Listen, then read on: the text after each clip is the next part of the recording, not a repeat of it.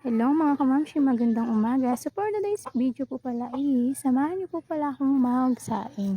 Hininto ko po muna pala mga kamamshi guys ko yung paglalaba ko po dahil may batang nagugutom na po. Yes po mga kamamshi, kaya unahin na po muna natin ang pagsasaing. Syempre ganun po talaga kapag may bata po.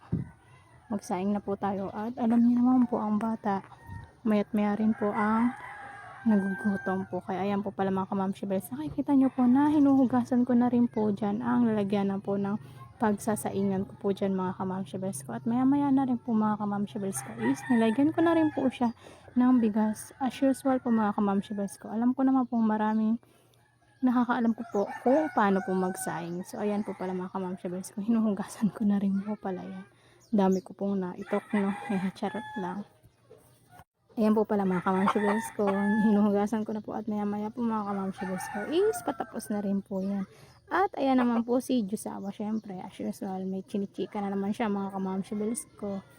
Kaya ayun po, nakainig tayo ng kaunti pero umalis din naman po siya mga kamamshibels ko. May kinuha lang din naman po siyang tubig at papainumin niya rin po ang kanyang manok.